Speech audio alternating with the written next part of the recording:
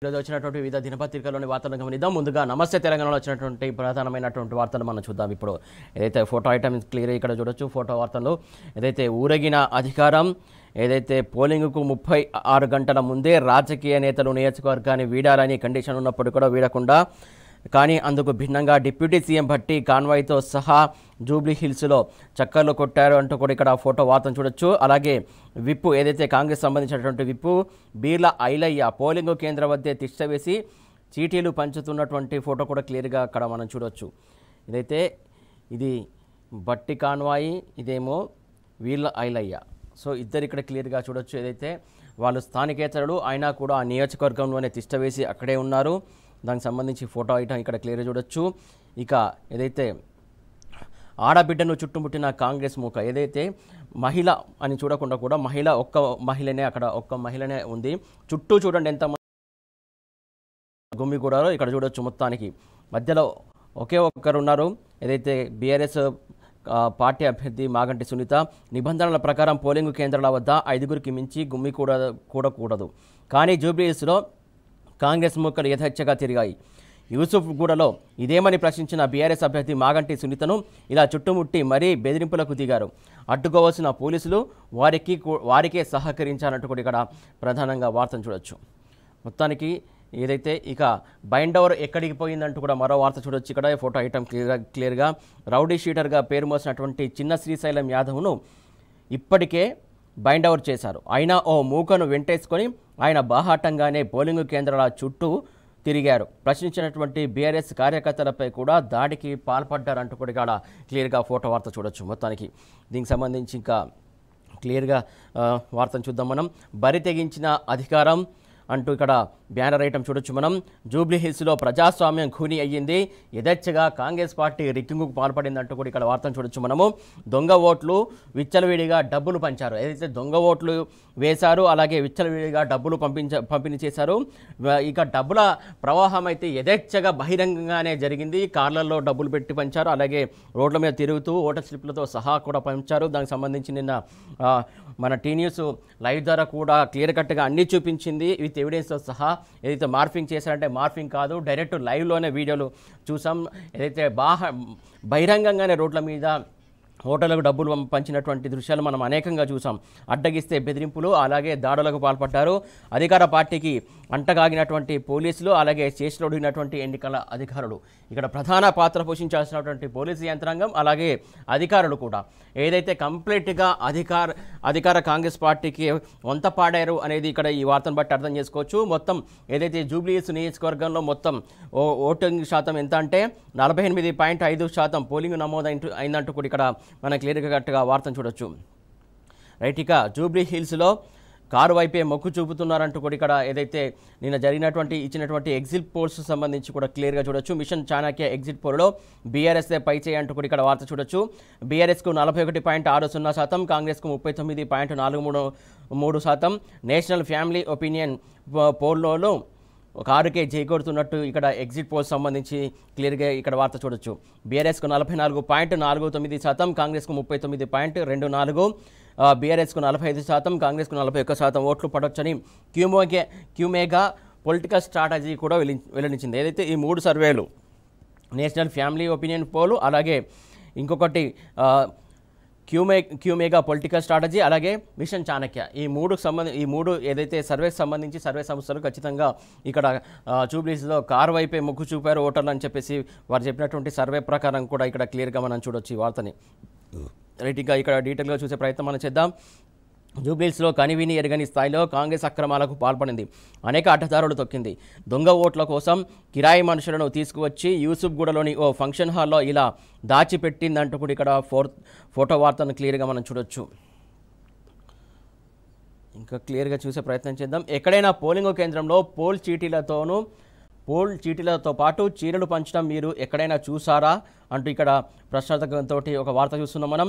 ఎన్నడైనా పార్టీ జెండా ఉన్న టీషర్ట్లు వేసుకొని పోలింగ్ కేంద్రం వద్ద చీటీలు ఇస్తారని అనుకున్నారా? ఎప్పుడైనా దొంగ ఓట్లు వేసేందుకు 1500 మందిని తెచ్చి ఒకే ఫంక్షన్ హాల్లో బస చేయిస్తారని ఊహించారా? ఎక్కడైనా పోలీసులే ఒక అభ్యర్థికి అనుకూలంగా దగ్గరుండి ఓట్లు వేయించడం గమనించారా? ఎప్పుడైనా పోలింగ్ కేంద్రంలోకి ఒకరు మూడేసి కార్డులు తెచ్చి ఒకేసారి 3 ఓట్లు వేయడం విన్నారా? ఎన్నడైనా బైండ్ ఓవర్ అయినటువంటి రౌడీ షీటరే పోలింగ్ కేంద్రాల చుట్టూ తిరుగుతూ దాడులు చేయడం కన్నారా? నిత్యం రాహుల్ గాంధీ పట్టుకు తిరిగే ఎర్రబుక్కు రాజ్యం సాక్షిగా జూబ్లీ హిల్స్లో ఇవన్నీ జరిగాయి. ఏదైతే పార్టీ జెండాకు సంబంధించి టీషర్ట్లు వేసుకుని అక్కడ తిరిగారో అనేది వార్త. ఇంకొకటి ఏదైతే అక్కడ ఉన్నటువంటి ఓటర్లకు బహిరంగంగానే డబ్బులు వంచారనేది ఇంకొక అంశం. మరో అంశం ఏదైతే పోల్ చీటీలతో పాటు గిఫ్టులు ఇవ్వడం కూడా మరో అంశం. అలాగే దొంగ ఓట్లు వేసేందుకు ఏకంగా వేరే దగ్గర నుంచి ఒక 1500 మూకను తీసుకొచ్చి అక్కడ ఒక ఫంక్షన్ హాల్లో ఉంచడం, ఇవన్నీ చూస్తుంటే ఇవన్నీ కాంగ్రెస్ ప్రభుత్వ హయాంలో నిన్న జూబ్లీస్లో జరిగినటువంటి ఎన్నికల్లో ఇవన్నీ జరిగాయంటూ కూడా ఇక్కడ దీన్ని బట్టి మనం అర్థం చేసుకోవచ్చు. ఇది దానికి సంబంధించినటువంటి ప్రధాన వార్త.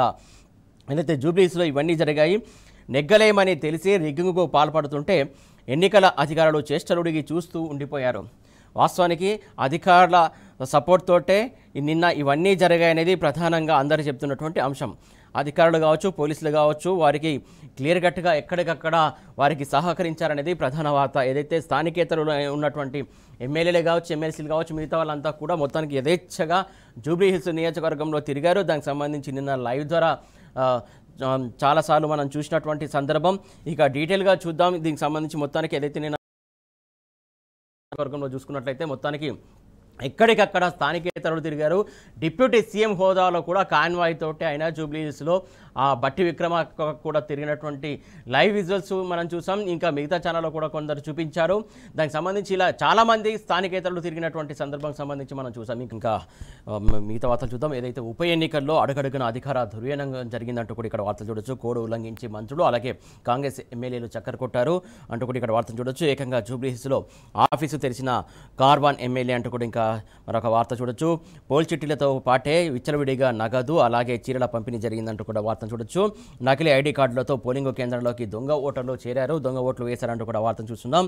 క్యూ లైన్లలో బీఆర్ఎస్ పట్టుకున్న వదిలేసిన పోలీసులు, ఏదైతే క్యూ లైన్లో ఉన్నటువంటి వాళ్ళను ఎవిడెన్స్తో సహా పట్టుకుంటే, బీఆర్ఎస్ నేతలు పట్టుకుంటే వారిని పోలీసులు వదిలేశారంటూ కూడా ఇక్కడ వార్త చూడొచ్చు. వేల మందిని ఫంక్షన్ హాల్లో దాచిన కాంగ్రెస్ నాయకులు, పలు చోట్ల బీఆర్ఎస్ కార్యకర్తలపైనే పోలీసుల లాఠీచార్జీ కూడా జరిగిందంటూ కూడా వార్త చూడొచ్చు. బైండవర్ అయిన బాహటంగానే తిరిగిన చిన్న శ్రీశైలం యాదవ్, ఏదైతే బైండవర్ అయినప్పటికీ కూడా ఆయన బాహటంగానే బయట తిరిగారు, అలాగే పోలింగ్ బూత్లకు తిరిగారు. మొత్తానికి జూబ్లీహిల్స్ మొత్తం చుట్టూ తిరిగారంటూ కూడా ఇక్కడ వార్తను చూడొచ్చు. ప్రశ్నించిన వారిపైన దాడి చేశారు. ఆయనకే పోలీసుల సెక్యూరిటీ కూడా, ఏదైతే పోలీసుల సెక్యూరిటీ మధ్య ఆయన తిరిగారంటూ కూడా ఇక్కడ వార్తను చూస్తున్నాం మనం. నిబంధనల ఉల్లంఘనపై ఈసీకి బీఆర్ఎస్ ఫిర్యాదు చేసిందంటూ కూడా ఇక్కడ వార్త చూడొచ్చు.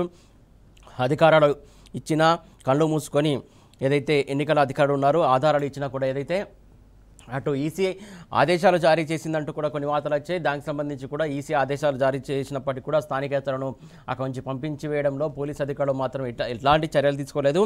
ఏదైతే బీఆర్ఎస్ పార్టీకి సంబంధించి జరుగుతున్నటువంటి కాంగ్రెస్ చేస్తున్నటువంటి అక్రమాలపై ఏదైతే దానికి సంబంధించి ఆధారాలతో సహా ఈసీకి ఫిర్యాదు చేసింది. పదే ఫిర్యాదులు వెళ్ళాయి తప్ప అక్కడి నుంచి మాత్రం ఏదైతే యాక్షన్ మాత్రం జరగలేదనేది బీఆర్ఎస్ తరఫున ఉన్నటువంటి నాయకులు కావచ్చు, ఏదైతే కంప్లైంట్ ఇచ్చినటువంటి నేతలు కూడా చెప్తున్నటువంటి సందర్భం.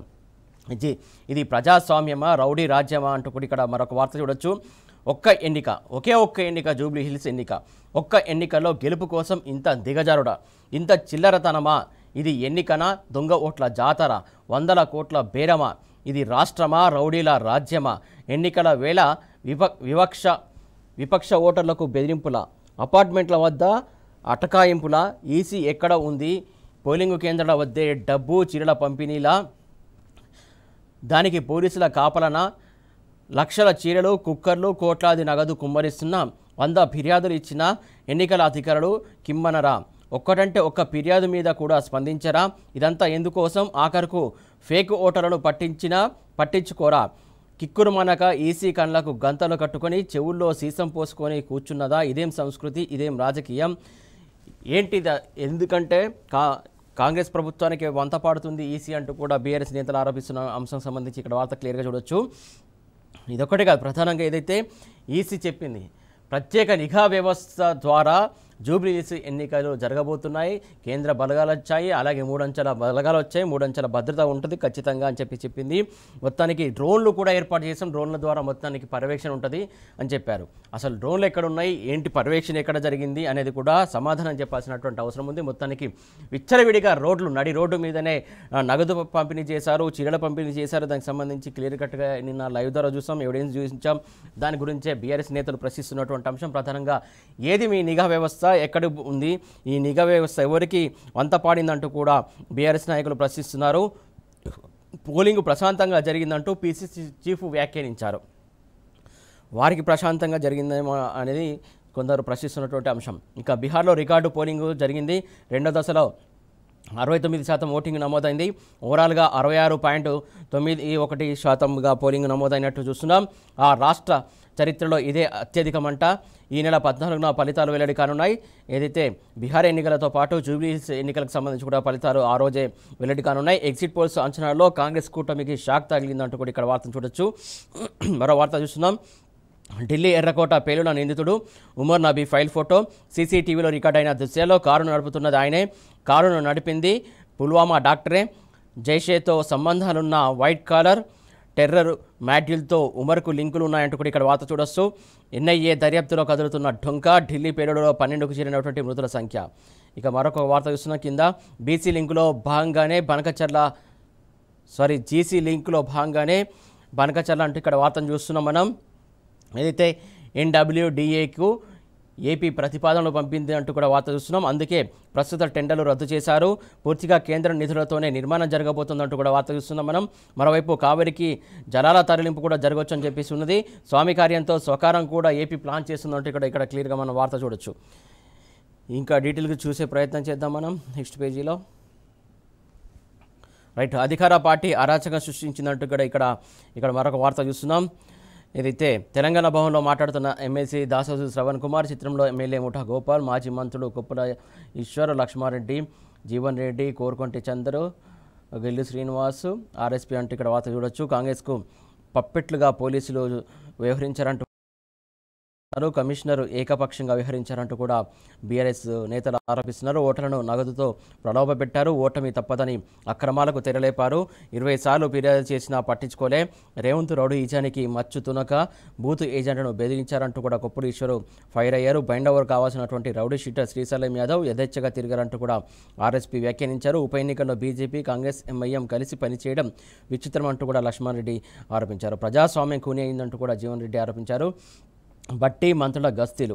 డిప్యూటీ సీఎం బట్టి విక్రమార్క మంత్రులు తమ కాన్వాయ్లతో గస్తీలు తిరుగుతూ ఓటర్లను ప్రలోభపెట్టారని మాజీ మంత్రి కొప్పుల ఈశ్వర్ విమర్శించారు. కాంగ్రెస్, బీజేపీ కలిసి బీఆర్ఎస్ను టార్గెట్ చేశారని మండిపడ్డారు. తన రాజకీయ జీవితంలో ఏ ఎన్నికల్లోనూ ఇలాంటి అక్రమాలు చూడలేదని అన్నారు. స్వేచ్ఛగా ఓటు వేసుకునే సంస్కృతిని రేవంత్ సర్కారు కాలరాసిందని విమర్శించారు. కాంగ్రెస్ వేసే దొంగ ఓట్లకు పోలీసు అధికారులు, ఎన్నికల సిబ్బంది సహకరించారని విమర్శించారు. బీఆర్ఎస్ నాయకులపై పోలీసులతో దౌర్జన్యం చేయించారని మండిపడ్డారు. అన్ని నిబంధనలను కాంగ్రెస్ నేతలు అతిక్రమించారని, అపార్ట్మెంట్ల ఓటర్లను భయభ్రాంతులకు గురి చేశారని మండిపడ్డారు. పోలింగ్ బూత్ ఏజెంట్లను కాంగ్రెస్ ఎమ్మెల్యేలు బెదిరించారని కూడా వారు ఫైర్ అయ్యారు. ఇక్కడ మరొక వార్త చూడొచ్చు. జూబ్లీస్ ఓటర్లకు ధన్యవాదాలు అంటూ కూడా కేటీఆర్ చెప్పినటువంటి సందర్భానికి సంబంధించి ఇక్కడ వార్త చూడొచ్చు. కారు పార్టీ కోసం పనిచేసిన నేతలు, కార్యకర్తలకు కృతజ్ఞతలు అంటూ కూడా బీఆర్ఎస్ వర్కింగ్ ప్రెసిడెంట్ కేటీఆర్ చెప్పినటువంటి వార్త చూడొచ్చు. అధికార పార్టీ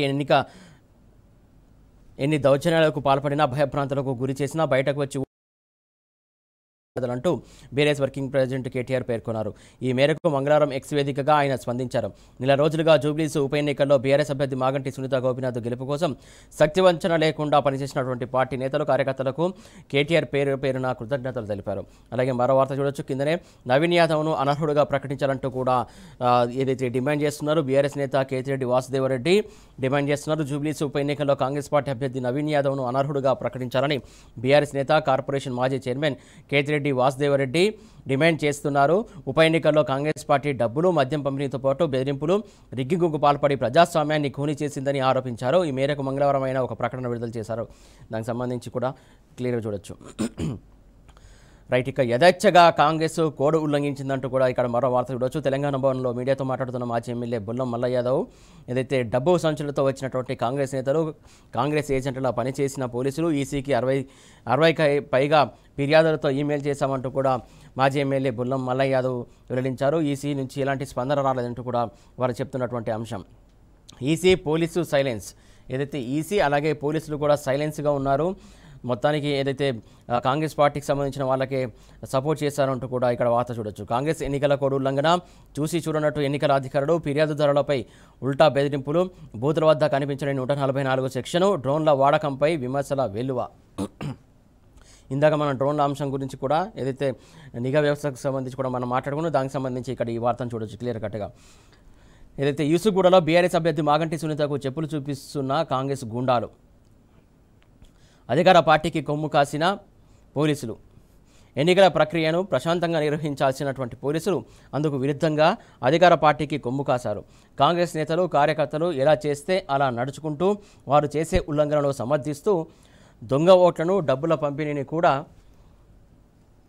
చూసి చూడనట్లుగా వదిలేయడంతో ప్రతి చోట వివాదం తలెత్తింది. సో ఈ విషయంలో బీఆర్ఎస్ నేతలకు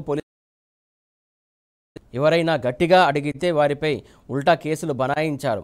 కృష్ణానగర్లో దొంగ ఓట్లు వేయడానికి వచ్చినటువంటి వాళ్ళను బీఆర్ఎస్ నాయకులు పట్టుకుంటే పోలీసులు తిరిగి వారినే బెదిరించారు. బూత్ నెంబర్ 22 వద్ద ఎన్నికల విధుల్లో ఉన్నటువంటి ఓ కానిస్టేబుల్ నిద్రపోతున్న వీడియో సోషల్ మీడియాలో వైరల్ అయింది. దీనికి సంబంధించి వార్త చూస్తున్నాం క్లియర్ కట్గా. ఏదైతే మొత్తానికి జూబ్లీహిల్స్ ఎన్నికలకు సంబంధించి పోలింగ్ సంబంధించి వివాదాలు తలెత్తాయి, పెద్ద ఎత్తున అక్రమాలు జరిగాయంటూ కూడా బీఆర్ఎస్ నేతలు ఆరోపిస్తున్నటువంటి అంశం. ప్రధానంగా ఏదైతే నిన్న చాలా చోట్ల చూసాం, ఏదైతే స్థానికేతరులో మొత్తం అక్కడ తిష్టవేసి ఇష్టానుసారంగా వ్యవహరించిన తీరును కూడా మనం చూసాం. ఇంకా ఏదైతే కాంగ్రెస్ రిగ్గింగ్కి పాల్పడిందంటూ కూడా ఇక్కడ వార్త చూడొచ్చు క్లియర్ కట్గా. మనం ఏదైతే కాంగ్రెస్ జూబ్లీహిల్స్ మొత్తం రిగ్గింగ్ అంటూ కూడా ఇక్కడ వార్త చూడొచ్చు. సాయంత్రం వేళ దొంగ ఓట్లతో పోలింగ్ జరిగింది. బూతుల వద్ద పట్టుకున్న బీఆర్ఎస్ నేతలు క్యూ లైన్ నుంచి పరారైనటువంటి దొంగ ఓటర్ అంటూ ఇక్కడ వార్త చూడొచ్చు.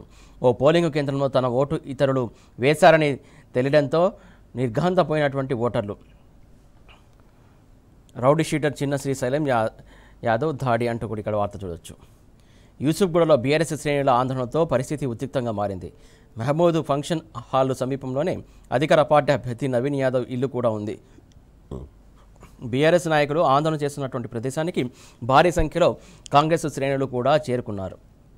వారి వెనుకాలే కాంగ్రెస్ అభ్యర్థి తండ్రి చిన్న శ్రీశైలం యాదవ్, సోదరుడు వెంకట్ యాదవ్ భారీ అనుచరులతో అక్కడికి వచ్చారు.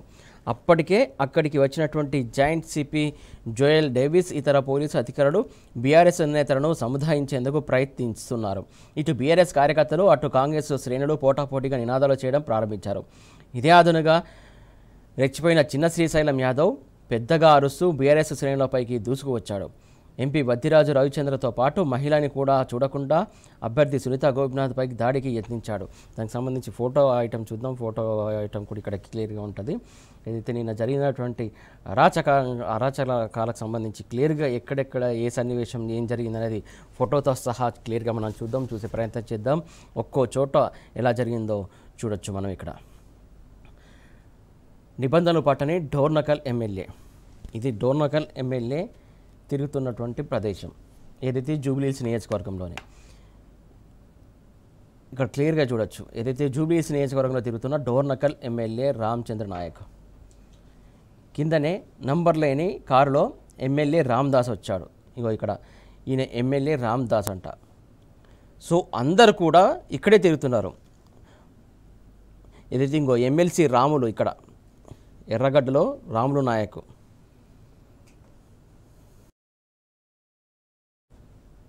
రైట్. ఇక్కడ ఎవరిని ఎట్లా పోలీసులు ఇష్టానుసారంగా తోసుకుంటూ వెళ్తున్నారో క్లియర్గా చూడొచ్చు.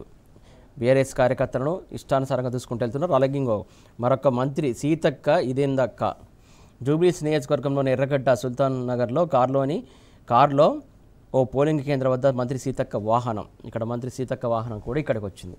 మొత్తానికి జూబ్లీహిల్స్లో ఎవరెవరు తిష్ట వేశారో, ఎవరెవరు ఉన్నారు, అసలు జూబ్లీహిల్స్లో ఎంతమంది ఉన్నారు అక్కడ స్థానికేతరులు అనేది ఇదే ఒక ఉదాహరణ, ఇదే ఎగ్జాంపుల్ ఫోటోలో సహా క్లియర్గా మనం ఇక్కడ నమస్తే తెలంగాణ పేపర్లో చూడొచ్చు. రైట్, ఇంకా చాలామంది ఉన్నారు. ఇక్కడ కిందికి చూద్దాం. కిందికి వెళ్తే ఇంకా చాలామంది కనబడతారు. అసలు ఏం జరిగింది ఏందనేది కూడా క్లియర్గా చూడొచ్చు. బోరబండలో ఎంపీ మల్లు రవి తిరుగుతున్నారు. రైట్. ఇక్కడ శంకర్లాల్ నగర్లో అమిత్ రెడ్డి, జూబ్లీహిల్స్ శంకర్లాల్ నగర్లో పర్యటిస్తున్న అమిత్ రెడ్డి అంటూ కూడా ఇక్కడ చూడొచ్చు. సో ఓవరాల్గా పోలీసులంతా కూడా కాంగ్రెస్కు సలాం కొడుతూ తిరుగుతున్నారు. రైట్. ఇక్కడ ఇంకొక వార్త క్లియర్గా చూడొచ్చు. బీఆర్ఎస్ ఎంపీనా అయితే ఆగు అంటూ కూడా ఆపారు. ఇక్కడ బోగస్ ఓటర్లు ఉన్న మహమ్మద్ ఫంక్షన్ హాల్ వద్దకు చేరుకున్న ఎంపీ వద్దిరాజు రవిచంద్రను అడ్డుకున్న పోలీసులు తాను ఎంపీనని చెప్పినా వినకుండా చుట్టుముట్టి అడుగు ముందుకు వేయకుండా అడ్డుకున్న పోలీసులు. మొత్తానికి ఏదైతే ఎంపీ వద్దిరాజుకు మొత్తం పోలీసుల వలయం చుట్టుముట్టినటువంటి అంశం మొత్తం క్లియర్గా చూడొచ్చు. ఆయనను ఎటు కదనీయకుండా మొత్తానికి అడ్డుకున్నారు, ఎటు జరగనీయటువంటి పరిస్థితి. రైట్. ఇంకా ఏదైతే మహమూద్ ఫంక్షన్ హాల్లో బోగస్ ఓటర్లు ఉన్నారని నిరసన వ్యక్తం చేస్తున్నటువంటి బీఆర్ఎస్ కార్యకర్తలపై కాంగ్రెస్ పోలీసులు ఇష్టానుసారంగా లాక్కెళ్తున్నటువంటి అంశం. ఇంకా చూడండి పోలీసులు ఎట్లా లాక్కెళ్తున్నారు, దీనికి సంబంధించి క్లియర్గా మనం చూడొచ్చు. ఇక్కడ మరో క్లియర్గా ఇక్కడ మరో ఇంపార్టెంట్ వార్త చూస్తున్నాం. ఏదైతే ఇందాక మనం అనుకున్నట్టు బీఆర్ఎస్ అభ్యర్థి మాగంటి సునీత గారు ఇక్కడ కంటతడి పెడుతూ ఉన్నటువంటి వార్త. ఎందుకోసం కంటతడి పెట్టాల్సి వచ్చిందనేది ఇక్కడ క్లియర్గా మనం చూసే ప్రయత్నం మనం చేద్దాం. మహమ్మద్ ఫంక్షన్ హాల్లో బోగస్ ఓటర్లు ఉన్నారన్న విషయం తెలిసి అక్కడికి చేరుకున్నటువంటి బీఆర్ఎస్ అభ్యర్థి మాగంటి సునీత గోపినాథ్ను పోలీసులు అడ్డుకున్నారు. తాను అభ్యర్థినని చెప్పినా వినలేదు, ముందుకు పోనివ్వలేదు.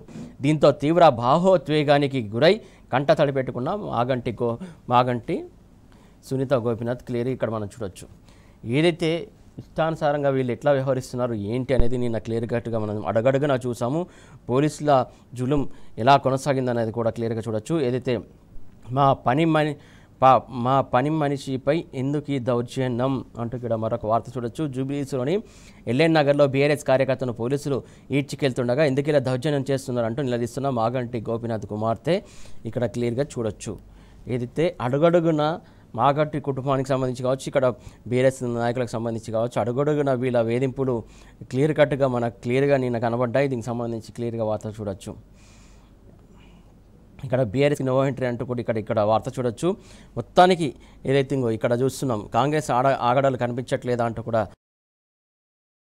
ఇక్కడ ఎలా వాగ్వాదానికి దిగుతున్నారు చూడొచ్చు. మహమ్మద్ ఫంక్షన్ హాల్ వద్ద ఎమ్మెల్యే పాడి కౌశిక్ రెడ్డిని అడ్డుకున్న పోలీసు అంటూ కూడా ఇక్కడ ఈ వార్త చూడొచ్చు. అలాగే ఏదైతే దివ్యాంగుడైనటువంటి బీఆర్ఎస్ నేత వాసుదేవరెడ్డిని కూడా ఈడ్చుకెళ్లారు. యూసుఫ్గూడలోని అమరావతి స్కూల్ వద్ద బీఆర్ఎస్ నేత వాసుదేవరెడ్డిని ఈడ్చుకెళ్తున్న పోలీసులు తాను దివ్యాంగుడని చెప్పినా కూడా వినని పోలీసులు.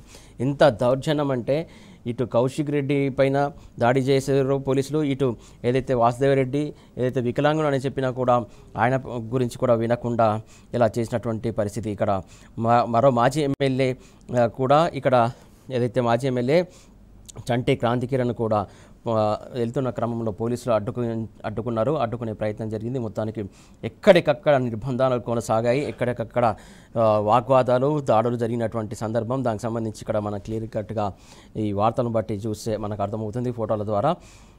ఏదైతే యూసుఫ్గూడలోని అమరావతి స్కూల్ వద్ద బీఆర్ఎస్ నేత పోచంపల్లి శ్రీనివాసరెడ్డి కార్యకర్తలను అడ్డుకుంటున్నటువంటి పోలీసులు, దీనికి సంబంధించి కూడా క్లియర్గా చూడొచ్చు మనం.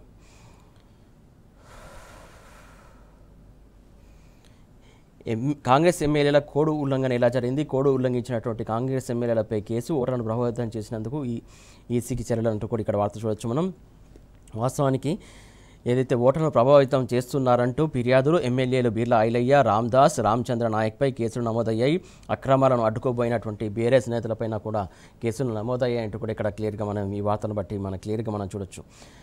ఈ మొత్తానికి అడుగడుగున జూబ్లీహిల్స్ నియోజకవర్గంలో అడుగడుగున మొత్తానికి కాంగ్రెస్కు సలాం కొట్టారు పోలీసులు. మొత్తానికి నిబంధనలన్నీ కూడా ఉల్లంఘించినటువంటి అంశం సంబంధించి చూడొచ్చు మనం.